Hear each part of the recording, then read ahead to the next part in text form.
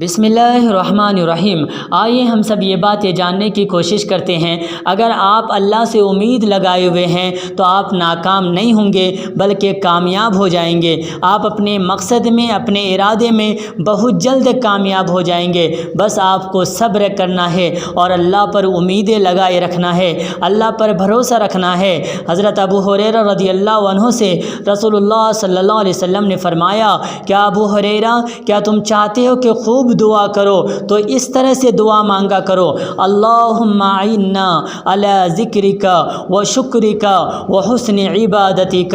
اے اللہ، ہم آپ سے مدد مانگتے ہیں، آپ کا شکر ادا کرتے ہیں، آپ کو یاد کرتے ہیں اور آپ کی بہت ہی زیادہ عبادت کرتے ہیں۔ کتاب دیکھیے مسند احمد، یہ روایت صحیح ہے۔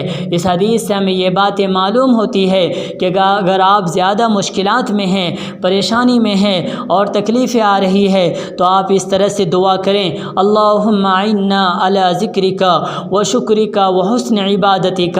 انشاءاللہ اللہ تبارک و تعالی آپ کی تمام مشکلات کو دور فرما دیں گے اور آپ جو امید اللہ سے لگائے ہوئے ہیں اس میں کامیاب ہو جائیں گے۔ معاذ بن جبل رضی اللہ عنہ کو جب رسول اللہ صلی اللہ علیہ وسلم ملک یمن روانہ فرما رہے تھے دین کی خدمت کے لیے، تو آپ نے نصیحت کی تھی کہ معاذ، مظلوم کی بد دعا سے بچتے رہنا، کیونکہ مظلوم کی بد دعا اور اللہ کے درمیان کوئی پردہ حائل نہیں ہوتا، یعنی دعا فوراً قبول ہو جاتی ہے۔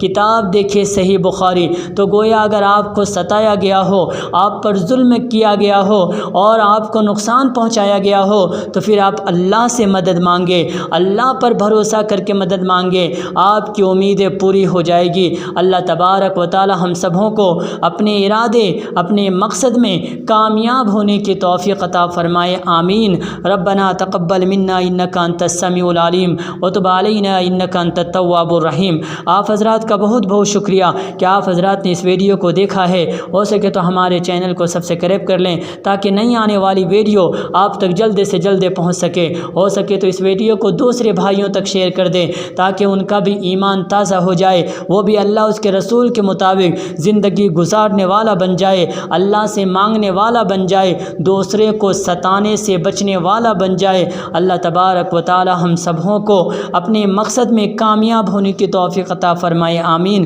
ربنا تقبل منا انک انت السمیع العلیم وتب علینا انک انت التواب الرحیم۔